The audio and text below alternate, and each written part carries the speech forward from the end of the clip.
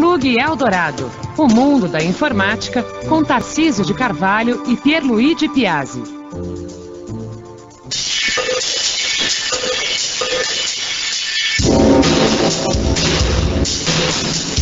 Está no ar mais um programa Plug Eldorado aqui da Rede Eldorado. Eu sou Pierluigi e aqui do meu lado não está o professor Tarcísio, daqui a pouco ele vai aparecer, mas está em compensação Jefferson Colombeiro. Tudo bom, Jefferson? Olá, tudo bem? O Jefferson, para quem não lembra, é o webmaster do site www.intermatica.org, onde nós colocamos as novidades aqui do programa, os infodrops, os programas passados para quem quer ouvir, quer gravar, quer ouvir depois no seu MP3, etc.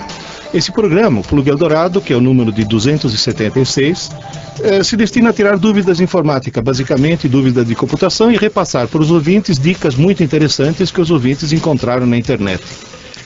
Se você quiser entrar em contato com o programa, basta você mandar um e-mail para info@redeeldorado.com.br, tomando o seguinte cuidado. No assunto, coloque simplesmente Plug Eldorado, para que você seja reconhecido como não spammer. E todas as informações, inclusive o seu nome, o seu pseudônimo, coloque tudo no corpo do e-mail. E, por favor, não baseie nada em anexos, porque como nós utilizamos um webmail que não é nosso, é da Rede Eldorado, por uma questão de segurança, nós não preferimos não abrir os anexos, que são a maior fonte de desgraças, né, Jefferson? O que pode acontecer? Com certeza. O Jefferson é webmaster e hoje resolvemos entrevistar um webmaster. O que faz um webmaster? Basicamente, qual é o teu tipo de trabalho, Jefferson? Como você se dedica? Bom, eu desenvolvo sites, né? Como eu desenvolvi o Intermatica.org, né? A partir do primeiro modelo que existia, da primeira versão. Daquela catástrofe que eu fazia pessoalmente. Amadorística, mas agora é... mas ele era funcional, né? Ele funcionava bem e atendia muito bem os ouvintes, né? Então, eu desenvolvo, já vai fazer 3 anos. Na verdade, não é minha principal... não é minha principal atividade, né? Mas nesses 3 anos eu comecei desenvolvendo o meu blog, que é o medialess.com.br, e daí em diante eu vim desenvolvendo mais algumas plataformas, e nesse inteirinho acabei conhecendo vocês e fiz também o desenvolvimento do novo Intermatica. Me tira uma curiosidade, se alguém quiser se profissionalizar nessa área, se alguém quiser realmente executar o mesmo tipo de trabalho que você está executando, o que você aconselha? Qual é o caminho que essa pessoa deveria seguir? Olha, eu basicamente sou um autodidata, né? Eu não cheguei a fazer um curso específico de webmaster, né? Voltado à programação em si, de uma página. Mas se a pessoa quiser mesmo se profissionalizar, né? Existem cursos específicos. Ou então, se quiser fazer mais ou menos que nem eu faço tudo, tem muito material disponível na própria web. Da própria web, né? Tem um monte de tutoriais, um monte de coisas. Tem... O domínio da língua inglesa é importante? É importante. É importantíssimo, né, no caso, né? Porque... Não digo que o cara fale, mas pelo menos ele tem que entender o que está lendo, né? Tem, porque quase todas as plataformas é baseado de alguma forma no inglês. No inglês, né? Quer dizer, virou a língua universal da internet. Que tipo de linguagem de programação o sujeito tem que... Bom, HTML agora é feijão com arroz, né? O HTML, na verdade... Até eu consegui. Na verdade, o HTML hoje, ele é o fundamento de como funciona a web, como é apresentado a página básica, mas por trás do HTML existem outras plataformas que as pessoas não veem, né? Como você tem plataformas da Microsoft, que é basicamente o ASP e o .NET, né? .NET, que é um upgrade do ASP. Você tem o PHP, né? Depois tem o Java, também, que é bastante utilizado, e tem algumas plataformas prontas que se utiliza, e baseado nessas linguagens, nessas ferramentas, essas plataformas, elas você instala num servidor configura e já apresenta o site em cima delas. Quer dizer, é como que uma receita pronta na qual você coloca os ingredientes depois, né? Tá certo? Basicamente isso. Tá certo. Então, digamos assim, o cara não precisa ser tão expert assim em termos de... Não, hoje em dia não. Até porque os blogs surgiram por causa disso, né? São plataformas semi-prontas, onde as pessoas criam a primeira página, né? Geralmente se cadastram no serviço, criam a primeira página já de um modelo pronto, e a partir daí você vai desenvolvendo aquele e outros também, né? E em cima dos blogs, essas plataformas, basicamente são essas mesmas plataformas que dão vida aos novos websites. Então, na realidade, digamos assim, você acha que o autodidatismo é uma coisa muito importante, né? Sim. Aliás, os melhores, se você for procurar, tirando os muito profissionais, as LAN houses, web houses que se desenvolvem, que são mais profissionais, a maioria dos novos sites são desenvolvidos, são muito bons, até pelo seu desenvolvimento, eles são baseados em plataformas prontas. Em plataformas prontas. Já. Só para falar em autodidatismo, por exemplo, quando eu comecei a fazer alguma coisa em HTML, eu nunca me preocupei em estudar HTML. O que eu fazia? Eu entrava num site e falava, que bacana, como será que o cara fez isso? E a maioria dos navegadores permite que você possa ver o código que está por baixo da coisa. Então eu olhava lá e falava, olha aí, ele colocou esse comando, olha que coisa interessante. Na base tem muita criança que está conseguindo fazer isso. Tem muito jovem que está aprendendo justamente dessa forma, né? Dessa forma. Aliás, para ajudar em relação a isso, né, uma das principais plataformas, entre aspas, de desenvolvimento para você aprender é o tão falado aqui no Plug Eldorado, o famoso Mozilla. Né? O Mozilla, ele além de ser um super browser, pessoalmente é o que eu uso há muitos anos, tá vindo até do antigo Netscape, ele tem uma série de plugins que te remetem ao desenvolvimento. São verdadeiras plataformas de desenvolvimento que auxiliam a você desenvolver e conhecer, melhorar códigos, verificar todas as particularidades do código. É uma boa maneira de aprender. É uma boa maneira de Aliás, aprender. por falar em Mozilla, no Firefox Mozilla, faz mais ou menos um mês que toda vez que eu entro na internet aparece lá no rodapé, olha, o Firefox 3.03 está pronto para instalar. Você não quer instalar? Eu falo, não, eu toco em frente, porque eu tenho mais ou menos a seguinte filosofia, se funciona, não mexe. Sim. Tá certo? Ontem à noite eu cometi a temerariedade e falei, tá bom, vai, instala. O que deu de pau no meu computador, você não tem ideia. Eu estava criando lá, em HTML, aliás, é muito interessante isso, porque eu faço muitas apresentações em escolas, em empresas, faço muitas palestras. E eu sou um inimigo mortal do PowerPoint. Acho que o PowerPoint é a desgraça da pedagogia, da didática. Por quê? Porque as pessoas utilizam muito mal. As pessoas vão fazer uma palestra em PowerPoint, o que o cara faz? Ele escreve um monte de texto, um monte de páginas, põe alguns efeitos muito, pirotécnicos, e depois o camarada, em vez de dar uma aula, fazer uma palestra, o cara fica lendo para os outros, quer dizer, está dizendo, a plateia é constituída por analfabetos, agora vou ler para as pessoas. Para mim o PowerPoint é uma forma de colar durante a palestra, quer dizer, do professor colar durante a palestra.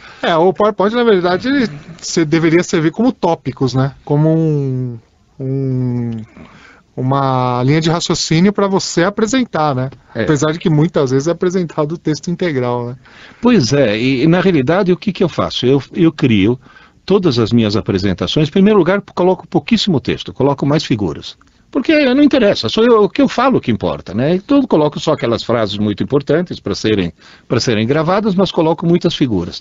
E eu crio em HTML, por um motivo muito simples. Por quê? Qualquer computador que eu encontre pela frente, em qualquer escola, em qualquer empresa, seja ele Macintosh, seja ele Linux, seja ele Windows, não interessa, todos eles têm um navegador, e todo navegador lê HTML, quer dizer, é a linguagem universal para se apresentar alguma coisa. Já me aconteceu, inclusive, já aconteceu com colegas meus de não poderem fazer a apresentação, porque aquele determinado computador naquela escola não tinha o Microsoft Office. Principalmente em escolas, né? Não são todas as escolas que você tem o pacote da Microsoft instalado, ou muitas vezes nem o seu semelhante, né? Agora, tem um dos nossos ouvintes que mandou uma dica extremamente interessante justamente com relação a isso. Ele diz o seguinte: de repente, eu crio essa história de compatibilidade, eu crio um texto, crio alguma coisa. Por exemplo, eu crio um texto bem formatadinho em Word. Aí o que eu faço? Eu, de repente, vou ler esse texto, não no Word, mas no editor de texto do BR Office, que supostamente lê o Word. Sim, ele está preparado para... Está preparado para ler. Teoricamente a coisa deveria dar certo, mas, por exemplo, tem alguns detalhes que o pessoal não se preocupou em compatibilizar. Por exemplo, ele falou, eu numerei as páginas de uma determinada maneira, dizendo, não precisa numerar a página 0, a página inicial. E aí, quando fui colocar no BR Office e mandei imprimir, o BR Office não respeitou aquele comando que eu dei no Word do Office e numerou as páginas de uma outra maneira. Agora, o que ele sugere? Ele falou, olha, eu faço uma coisa, daqui para frente. Está formatadinho, está bonitinho, está usando até uma tipologia que não necessariamente existe no outro sistema, eu transformo em PDF. Então, para imprimir, eu pego o que está lá, transformo em PDF. Ele foi inteligente. e a partir daí você tá livre, né? E PDF praticamente hoje é mais fácil, como você falou, você encontrar muitas vezes um leitor de PDF instalado na máquina do que o próprio pacote Office, né? Pois é. E tem algumas coisas que são muito interessantes, mas tem uma dúvida com relação ao site Intermática. Intermática.org, do qual você é responsável. Olá, professores, diz aqui o Newton Walter de Pirituba. Baixei alguns programas de vocês para ouvir no MP3. E para isso, insisto, basta entrar no www.intermatica.org e lá estão disponíveis todos os programas passados. E às vezes até os futuros, né? Porque quando a gente grava com antecedência. Até aí foi tudo bem. Só que o programa, uns, dá para ouvir meia hora, outro 45 minutos e assim por diante. Então, ele não está conseguindo ouvir integralmente todos os programas. Ele dá até o número dos programas, 269, 270, 271 e 272. Diz que no caso desses 4 programas, atenção gente, estamos no 276. Com relação a esses 4 programas do Plug Eldorado, alguns ele consegue ouvir meia hora, outros ele consegue ouvir 45 minutos. Bom, espera aí, agora ele diz, particionei meu HD, entrou um vírus na unidade D. Limpou essa unidade e é claro que aí tomei vergonha e coloquei um antivírus. E aí pergunta, teria como recuperar todo o trabalho de muitos anos que havia colocado nessa unidade? Então ele está com 2 problemas. Um deles que não consegue ouvir os programas integralmente e talvez o vírus tenha alguma responsabilidade. Um dos testes principais antes de ser feito o upload dos programas para o site é testado. Né, eu testo eles integralmente, né, verifico os 2 blocos, porque eles são enviados em 2 blocos, né, depois é feita a edição e eu verifico ele integralmente. Muitas vezes eu escuto ele quando você tem paciência para isso? Toda vez eu escuto um por um. Porque olha, o Alexandre, que é o que faz a parte técnica daqui, eu não sei como esse homem, ele deve pedir aumento aqui para Eldorado. Ele aguenta a gente durante uma hora inteira, toda semana. É uma coisa assim terrível. Absurdo. Então, então o problema deve ser o problema da máquina dele, né? Com certeza absoluta. Está parecendo que sim. Agora, tem uma outra... o espaço mesmo em disco dele, né, ou outro problema agora, na existe partição mesmo. E o que ele perdeu na partição D, que foi onde o vírus limpou tudo? Será que ele consegue recuperar alguma coisa? Bom, se ele não gravou nada em cima... nada em cima, talvez alguma coisa ele possa... Existe um software que tem o Restoration, né? O Restoration, né? O Restoration é um bom exemplo que ele pode encontrar lá no... Agora, eu falei, se não gravou nada em cima, deixa eu explicar por quê. Quando alguém apaga arquivos do HD, e esse alguém pode ser até o vírus, na realidade não apaga os arquivos, na realidade apaga o índice. Sim. Ou seja, eles não são mais legíveis porque o índice já não está lá e não diz onde buscar, em que pedaço do HD está aquele determinado fragmento. Isso. Agora, na realidade, eles continuam lá, que até é um problema de segurança, porque tem muita gente, por exemplo, que se desfaz do computador velho, apaga tudo, mas na realidade os piratas conseguem lá com o restoration deles, ou até a coisa mais sofisticada, conseguem recuperar até chantagear a pessoa, né? Agora, na realidade, se continuam lá, existem software que conseguem recuperar os fragmentos, às vezes até não integralmente, mas você junta um com o outro como quebra-cabeça e consegue recuperar. Porém, acontece o seguinte, se ele gravou alguma coisa no Drive D depois de acontecer essa limpeza, com certeza aqueles fragmentos que estavam lá gravados e dormentes, com certeza foram sobrescritos pela nova gravação. Aí a coisa se torna irrecuperável. Aí não tem mais jeito, né? Agora, tem mais uma coisa que eu queria comentar com você. É o seguinte, Oswaldo Silveira diz, vocês falaram muito sobre browser. E você, como webmaster, sabe muito bem que um dos grandes problemas é o seguinte, existe webmaster que cria todo o site baseado no Internet Explorer, e depois na hora que o cara vai ler com, sei lá, o Mozilla Firefox, ou vai ler com aquele do Google, com Opera, dá pepino. Então, digamos assim, hoje um webmaster consciente, o que ele faz? Ele tem aquele HTML, todo aquele programa no computador dele, aí ele tenta ler com os vários browsers. Isso. Agora, a dica do Oswaldo é do outro lado, do usuário.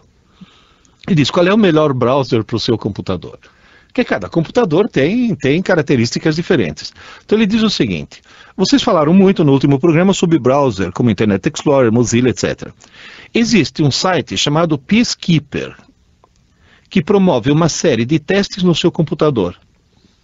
E aí, analisando dados como histórico, memória, processamento, o site diz qual é o melhor browser para aquele computador. Tá. Ele vai analisar o que ele tem de Ele vai analisar o hardware de recursos, o que tem instalado. Te indicar um browser que seja compatível com a sua máquina. Por exemplo, é que nem vocês já falaram que eu mesmo tive a experiência de precisar de uma navegação mais rápida e o Chrome, ele era para aquela situação, era mais rápido. Ele é mais leve, né? Agora, você estava comentando agora há pouco em off, que você ouviu um programa no qual nós entrevistamos o Flávio Rossini.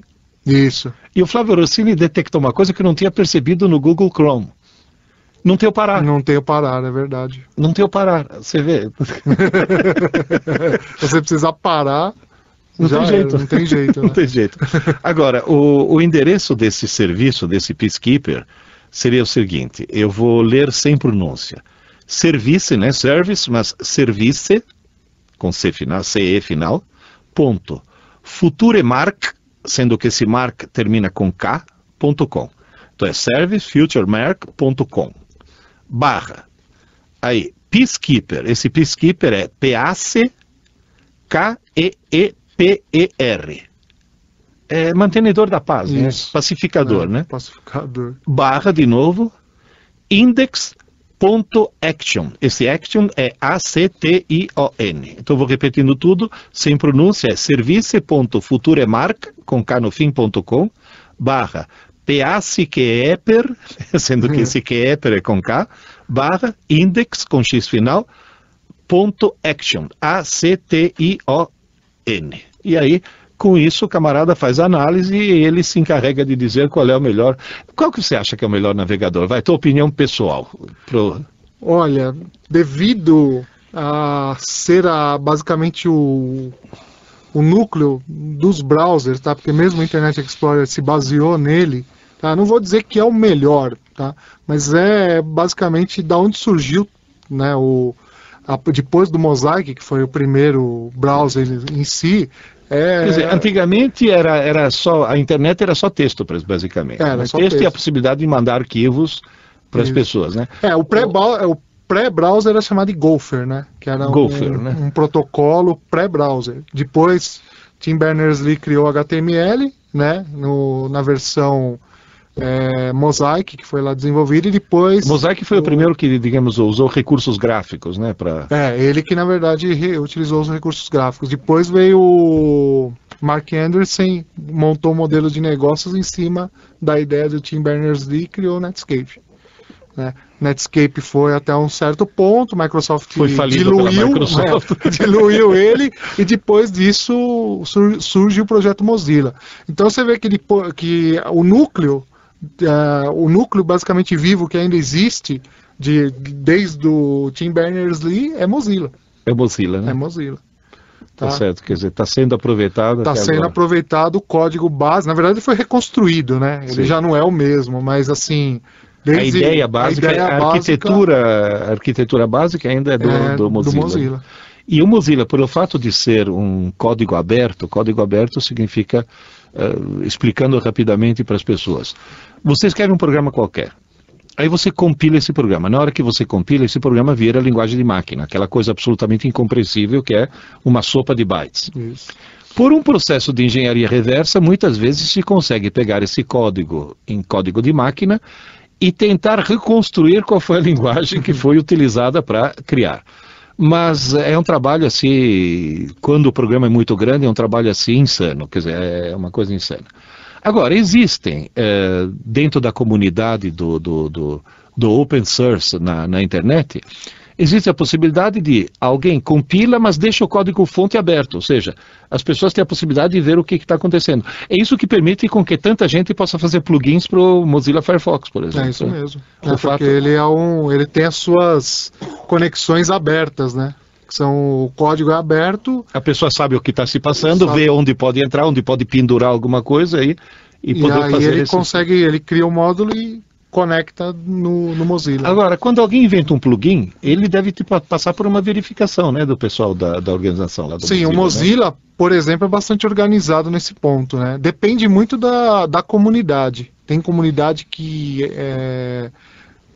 porque hoje não existe só a comunidade, todo mundo fala muito de software aberto em cima do Linux, né? Tá? Porque foi daí que nasceu essa questão do software aberto, né? Na verdade vem até de trás, mas ele que ajudou a popularizar. Mas o Mozilla é uma comunidade que toma bastante cuidado com os plugins que as pessoas criam, eles testam, etc. Mas tem comunidade, tem softwares que não são tão bem testados. Muitas vezes acontece até dentro da própria Microsoft não testar muito bem os seus drivers, né? Que são plugins também. Sim, o driver no fundo é um plugin. O driver no fundo é um plugin. Né? E é gozado que essa comunidade é extremamente criativa, né? Por exemplo, o Mozilla Firefox, nessas últimas versões, permite que você possa abrir várias abas, né? Tá certo? Não precisa passar de uma página para outra, você abre várias abas. E tem um maluco que simplesmente teve uma ideia genial, que eu uso, que é fazer cada aba ser de uma cor diferente. Ou seja, simplesmente o que você faz? Você identifica imediatamente onde qual está é a tarefa, né? Qual é a tarefa que está sendo mais feita. rápido. Eu fiquei de baixar esse plugin para testar, mas não tive tempo. Você não teve tempo. Quer dizer, você é fã então do Mozilla Firefox, né? No fundo. Não troco por nada. Eu gosto das aplicações do Google, eu uso muito as aplicações Google, né? Gmail, etc. Mas não consegui trocar. O browser é Mozilla para mim. Agora, só para o ouvinte ter uma ideia, o intermatica.org, que foi o site que o Jefferson desenvolveu para nós, tá? Ele está com um aspecto bastante profissional. A minha pergunta é, o que o ouvinte encontra lá indo no www.intermatica.org? Quais são as coisas básicas, os serviços básicos que ele pode encontrar lá? Olha, hoje todos os infodrops estão categorizados, né? Cada um faz parte de uma categoria específica, né? Que auxiliou bastante na pesquisa, né? Ou então você encontrar um determinado infodrop que faça parte de uma categoria, por exemplo, sobre artes, né? É uma das funcionalidades. Hoje todos os programas já estão no formato MP3 e podcast, você consegue tanto escutar ele diretamente no browser, é só dar um Ctrl+T, abrir uma aba e você continua trabalhando no seu browser sem precisar baixar, né? Você faz também o download. Tem a parte dos feeds, que você consegue utilizar leitores de RSS para poder ler offline o seu browser, caso tenha necessidade. E, na verdade, daqui a alguns meses, né, eu não vou precisar ainda, ele vai sofrer um novo upgrade. A ideia é que ele seja feito um novo upgrade tanto da parte da frente, né, da disposição, tudo, quanto de outros recursos que eu quero colocar. Eu não mexi muito, né, assim, até para a questão que as primeiras mudanças, alguns usuários acharam meio estranho, né? Uma mudança assim bastante drástica em relação ao modelo anterior, então eu resolvi deixar até alguns meses ele mais ou menos no formato, as pessoas foram se acostumando, até pararam assim alguns reclamaram bastante, mas depois de um tempo acabaram se acostumando, e agora nós vamos passar por um novo upgrade para incluir algumas melhorias. Algumas melhorias. Isso. Tá tendo até muito novos serviços. Tá tendo muito acesso lá no site? Tá aumentando. Tá aumentando. Tá aumentando, bastante. Isso. Cada vez mais ele está despertando atenção, porque entram muitas pessoas que não... infelizmente, na outra versão não era possível, né, implementar características que tem agora, que permitem que ele seja mais visível na internet. Mais visível na internet. Aliás, uma das do que eu vou fazer, uma das mudanças é melhorar para que ele seja mais amplo visivelmente na web. Visivelmente. Bom, estamos esgotando o tempo de nosso primeiro bloco. Quero agradecer ao Jefferson pelos esclarecimentos e pelas coisas interessantes. E daqui a pouco a gente faz um breve intervalo, a gente volta já. Até já.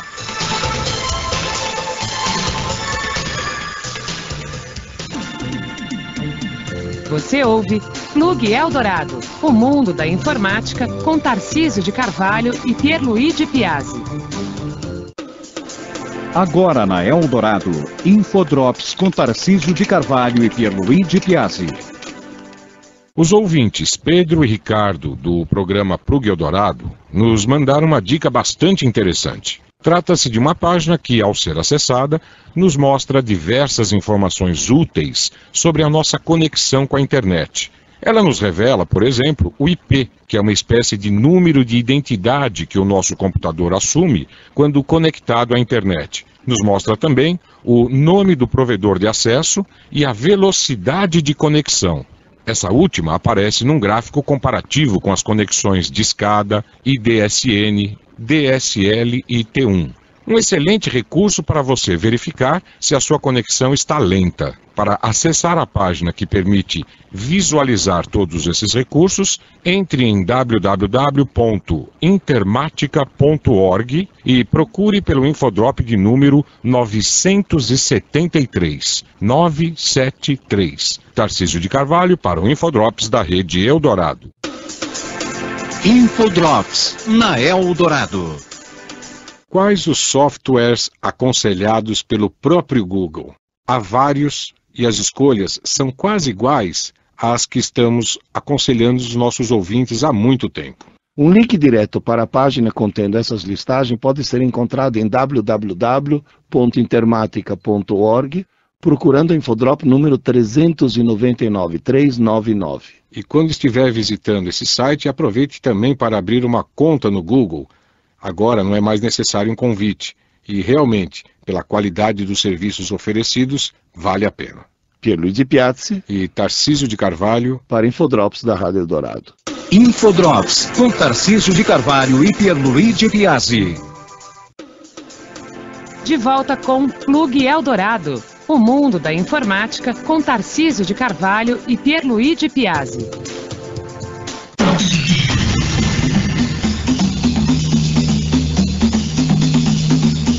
Bom, estamos de volta agora com o segundo bloco do programa número 276. Se você quiser entrar em contato aqui com o programa, insisto, é info@redeeldorado.com.br, mande seus e-mails com dúvidas, dicas, etc. Eu sou Pierluigi e do meu lado finalmente está o professor Tarcísio. Cheguei, consegui chegar. Conseguiu chegar. Apesar desse trânsito maluco de São Paulo, consegui chegar. Trânsito maluco, eu acho provocado basicamente por dois bugs, dois problemas básicos e fundamentais do trânsito. Mas eu acho que eles combinam entre si. Eles devem combinar. São chamados vírus de trânsito sinérgicos, um ajuda o outro. Motoqueiro, acidente com moto e acidente e caminhão quebrado. Isso, e quando é caminhão e motoqueiro junto, aí trava tudo. Porque normalmente o pessoal dos caminhões, né, os motoristas de caminhões não enxergam as motos, e as motos, pelo menos uma boa parte delas, infelizmente, faz questão de não ser enxergada. Né? Então fica muito complicado. Você sabia, só para os ouvintes de outras cidades, menos de 20% dos veículos de São Paulo são motocicletas. E mais de 50% dos acidentes que acontecem no trânsito de São Paulo são motocicletas, né? Quer dizer, na realidade, está um problema seríssimo. Bom, eu fiquei sabendo aqui que nesse primeiro bloco, enquanto eu ainda não chegava, aliás, cheguei no finalzinho dele, você estava com o Jefferson, né? O Jefferson que é o responsável pelo site de Intermática. E já respondeu aí a algumas dúvidas, né? Algumas dúvidas. Agora, tem aqui umas dicas muito interessantes, viu, Tarcísio? Por exemplo, o Pedro Pinto da Silva, e diz o seguinte: sua máquina está com problemas? Certo, parece aquelas propagandas. Ligue já. Ligue já. Basta digitar Helpdesk. Só. Não Helpdesk. tem .com, não tem nada. Helpdesk. É Helpdesk. Quer dizer, não tem o www, não tem o .com, não tem ponto nada. É simplesmente escrever Helpdesk. Helpdesk. Clique no link, quer dizer, digite o link, né? O URL Helpdesk. H-E-L-P, Help, e D-E-S-K, Desk. E tem muita coisa interessante lá. Você chegou a conferir? Cheguei a conferir, tem muita coisa interessante. A gente podia até bolar, marca aí para fazer um infodrops a respeito. Beleza, porque muitas das dúvidas, para não falar a grande maioria delas, é referente justamente a problemas, né, que as máquinas costumam acusar, costumam apresentar. Não só softwares, né, mas problemas da própria máquina em si, do próprio computador em si. Então, se você tem problemas no seu computador, temos agora o Helpdesk, que é essa dica aí do Pedro Pinto da Silva, e temos o programa Plug Eldorado, que você pode, pro qual você pode mandar sempre o seu e-mail no info@redeeldorado.com.br. Tem uma outra dica aqui do Bergamini, essa não testei, viu, Tarcísio? Vou deixar você testar. É porque é joguinho, né? www.gametop.com. O que diz? São todos jogos completos na versão original em inglês e de uso totalmente livre. Para quem gosta de joguinhos, é fantástico. Tá, então eu vou fazer assim, eu vou testar, né, se for realmente um site interessante, mas você ouvinte também pode testar e mandar aí a sua opinião. www.gametop.com. Segundo Bergamini, são todos, lá você encontra jogos completos em versão original em inglês, mas de uso totalmente gratuito, tá? Então, obrigado, Bergamini. Vocês ouvintes, se quiserem, podem testar. Na verdade, não sou eu que vou testar. Eu vou passar esse encargo para o meu filho de 11 anos, o Luiz Henrique, porque ele é especialista em testar esse tipo de joguinho, tá certo? Agora, temos problemas também, não só dicas, viu? O Fábio Alessandro de Osasco diz o seguinte: olá, professores. Estou com um grave problema no meu PC. Ele está travando e tem hora que a tela fica toda preta, do nada. Não sei o que fazer. Já passei o Avast e nada resolveu. Será que há algum problema de hardware? Eu tenho um Pentium 4, 512 MB de memória, Windows XP Pro, placa de vídeo GeForce 64 MB. Eu ouço o Plug Eldorado todos os sábados, parabéns pelo programa. O problema é meio, pelo menos inusitado. Eu não me lembro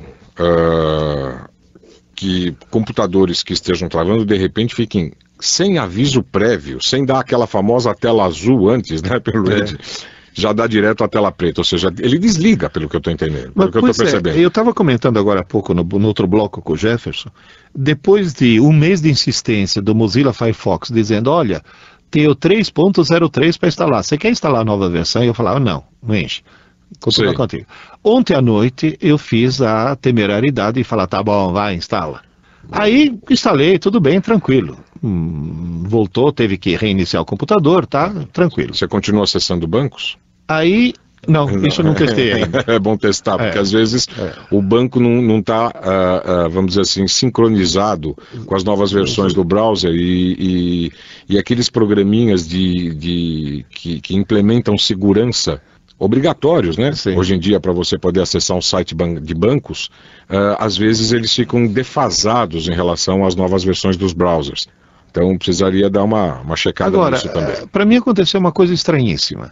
Eu entrei num site e gostei de uma figura, aí cliquei com o botão direito em cima da figura, tem aquele famoso copy image, né? Copiar a imagem, que manda a imagem para aquele pedaço da memória.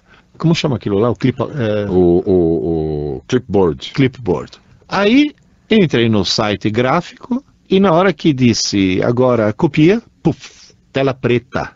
Nada de tela azul, tela preta. Foi direto, travou a máquina. Não, tela preta e apareceu a mensagem no monitor. Não tem sinal. Ou seja, interrompeu o sinal. Interrompeu o sinal. E o engraçado... A máquina desligou, não, deixou mas não o monitor desligou. ligado. Desligou o monitor, mas eu olhando no LEDzinho do HD, estava lá funcionando o HD. Sei. Aí eu desliguei tudo, né? Dei um reset, liguei de novo, aconteceu de novo, aí eu desliguei tudo. Vírus? E depois liguei de novo, passei o antivírus, passei tudo, não tinha nada, estava limpinho. E parou de dar problema. Eu acho que ele está convalescendo, estava começando a se acostumar com a nova... Tá. Não, olha, eu tenho observado, por exemplo, no caso do Windows Vista, que muitas vezes a tela fica preta por alguns instantes e depois volta. Normalmente quando o Windows Vista está tentando negociar com algum periférico. Eu já notei isso, por exemplo, quando você vai tentar acessar o drive de DVD-ROM. Muitas vezes, na hora que ele vai acessar o drive de DVD-ROM, ele dá um apito, dá um blum, assim, não chega nem a ser um apito, dá um aviso sonoro, a tela fica preta por alguns instantes, depois volta. E diversas vezes isso tem acontecido. Eu tenho considerado isso até, quer dizer, normal não é, né? Mas pelo menos não é uma coisa que chega a atormentar a ponto de ter que desligar a máquina, religar outra vez, travar tudo, nada disso. Então, pode ser algum problema, ele não diz aqui qual é a versão do Windows que ele usa, né? Mas se for o Windows...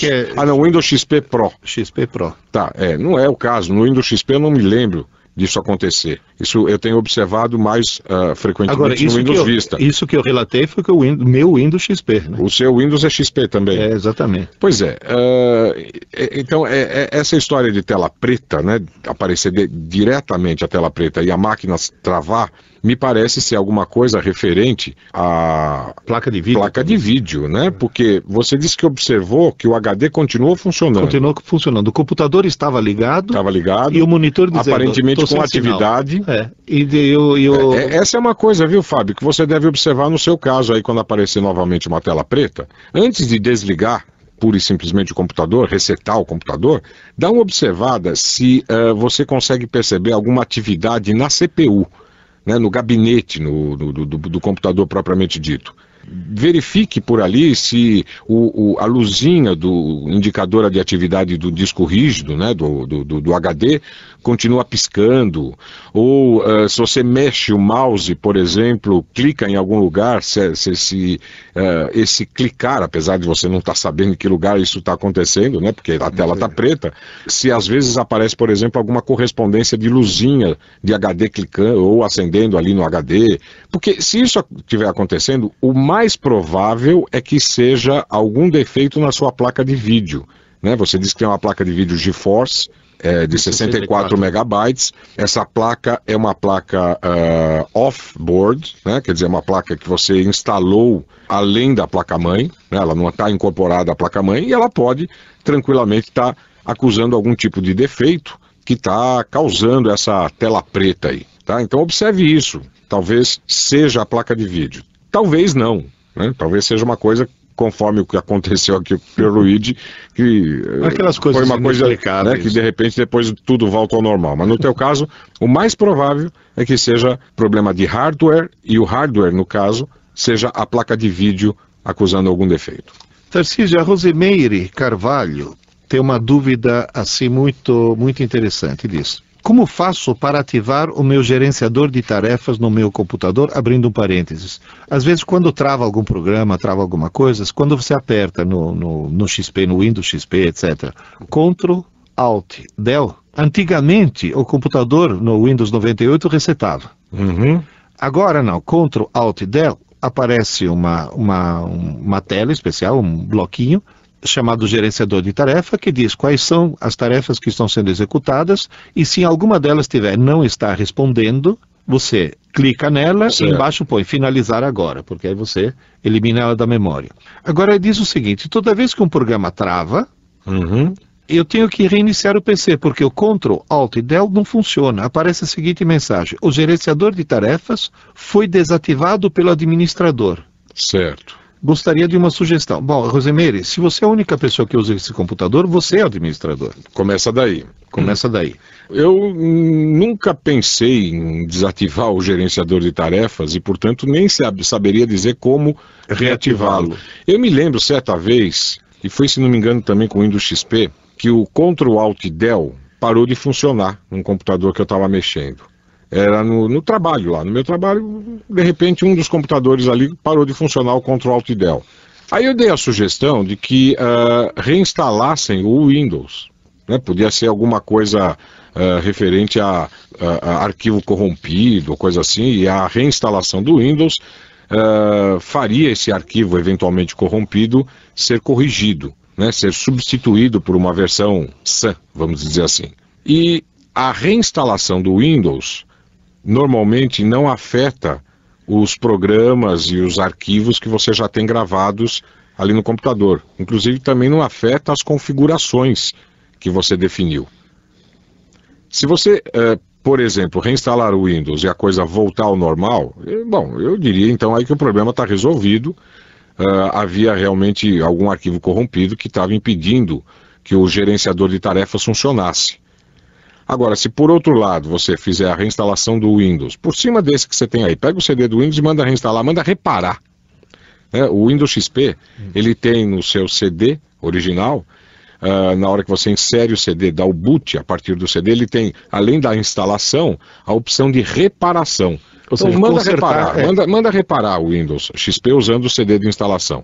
Se mesmo assim não funcionar, bem, aí manda de volta um e-mail para a gente aqui que nós vamos pesquisar qual é o caminho das pedras aí para poder desativar ou reativar o gerenciador de tarefas. E nesse momento tem algum ouvinte saltitando na cadeira. Eu sei. Então, por favor, mande o seu e-mail para o info@redeeldorado.com.br se você souber a resposta da reativação do gerenciador de tarefas.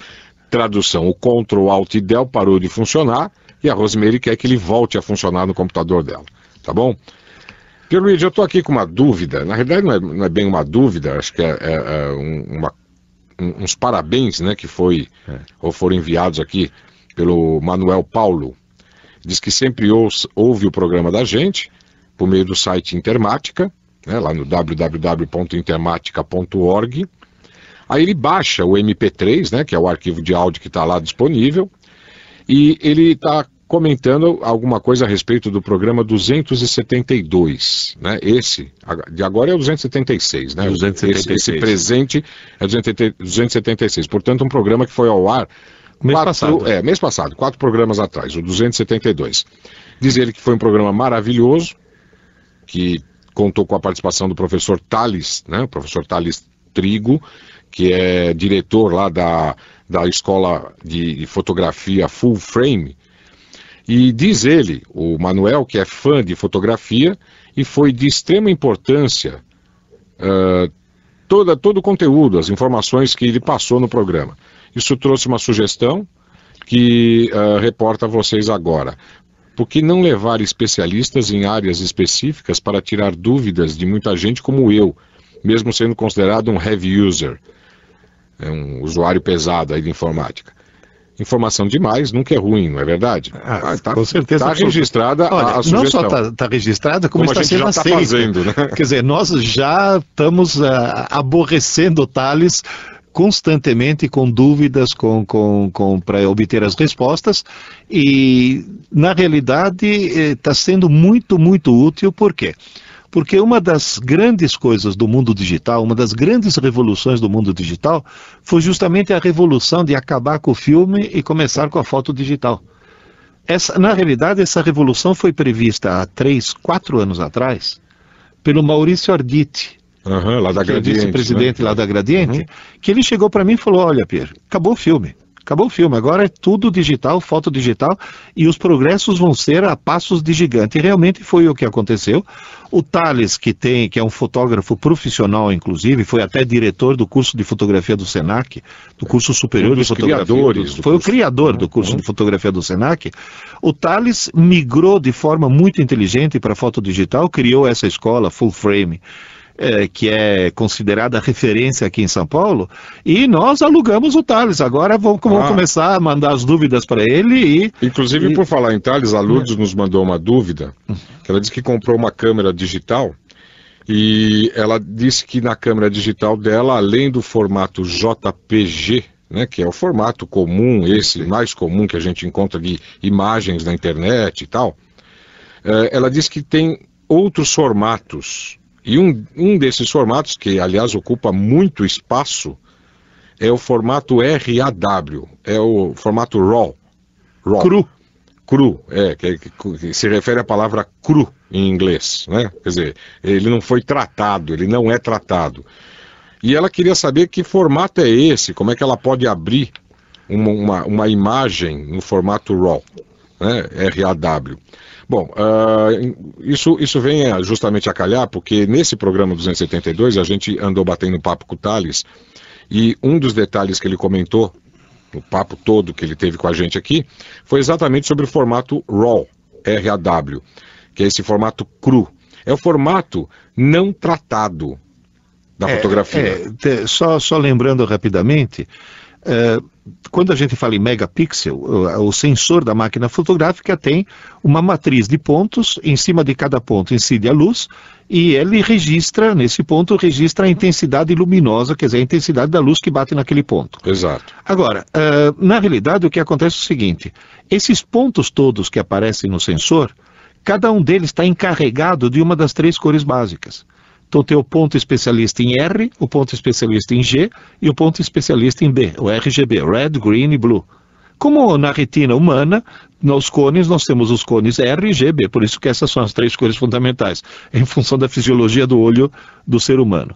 Na realidade, o que acontece é o seguinte, esse formato RAW registra simplesmente a intensidade luminosa em cada ponto, sem se preocupar com a cor. Então, simplesmente uma foto RAW é uma foto preto e branco.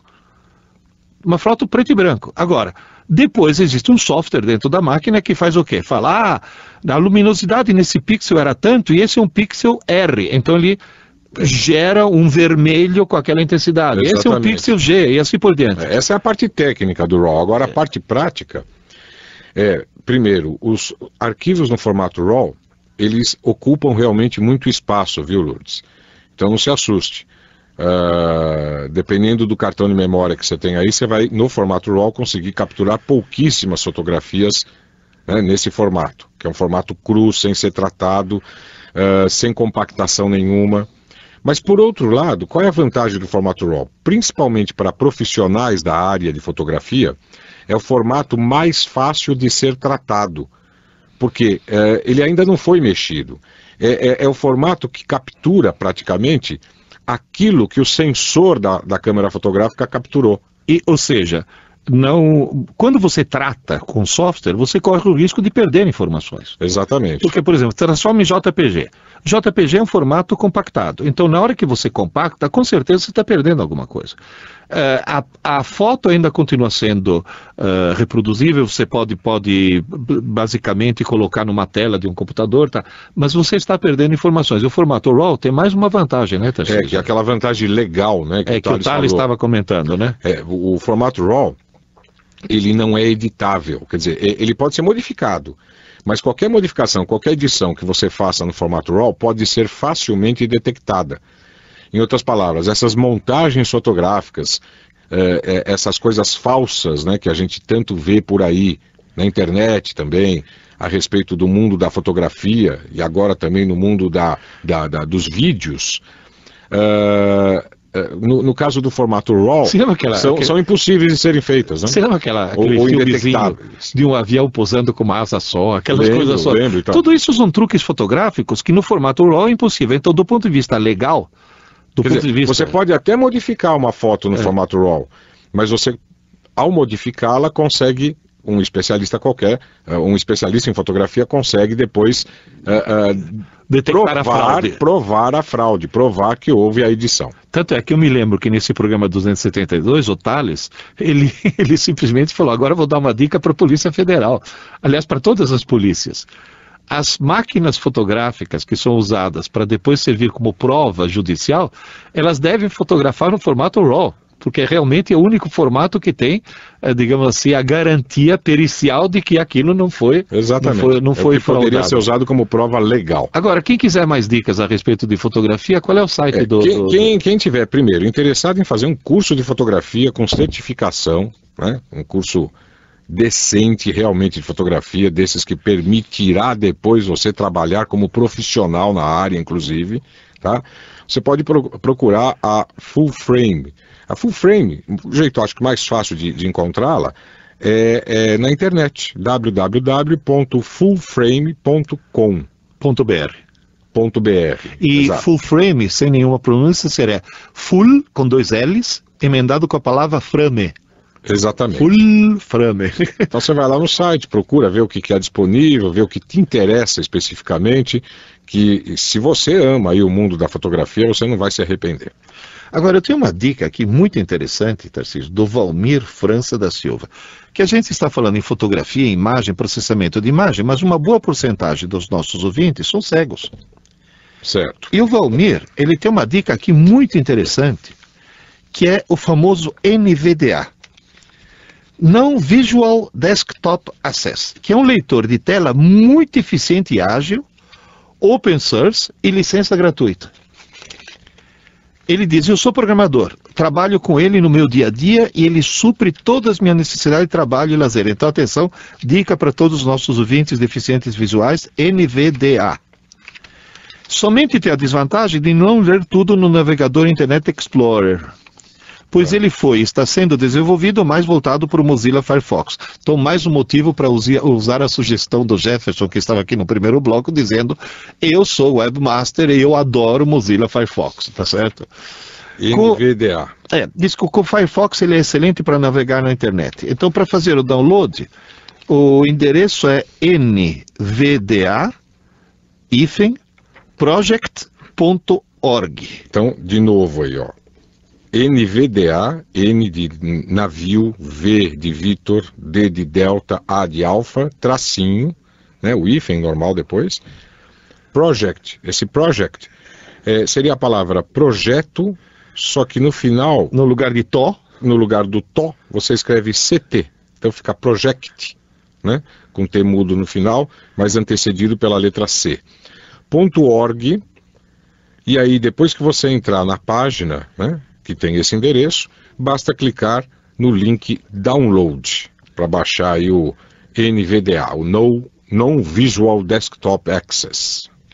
agora diz que no trabalho ele usa aquela dica, se lembra que nós demos do www.browsershots.org, que nós indicamos para testar sites em vários navegadores. Sim.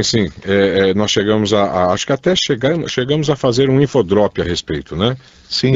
Desse Browser Shots. Browser Shots. Então, essa é uma dica principalmente interessante para o pessoal que desenvolve websites, desenvolve páginas na internet, né? Porque muitas vezes as pessoas desenvolvem uma página e não tem a oportunidade de testá-la, ou até não tomam esse cuidado, né, de testá-la, como é que ela ficaria nos diversos browsers, nos diversos programas de navegação na internet.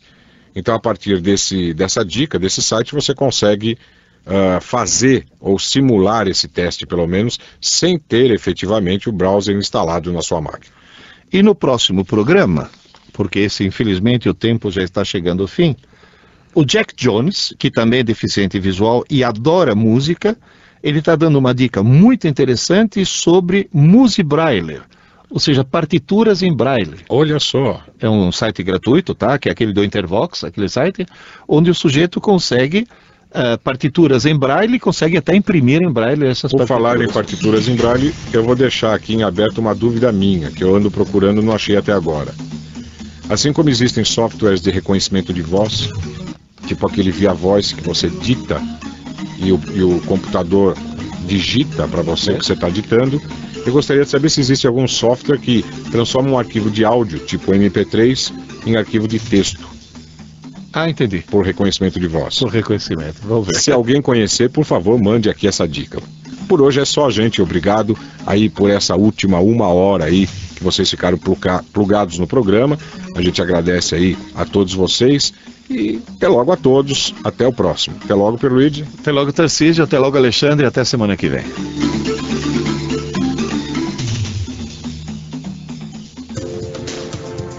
Plug Eldorado, o mundo da informática, com Tarcísio de Carvalho e Pierluigi Piazzi.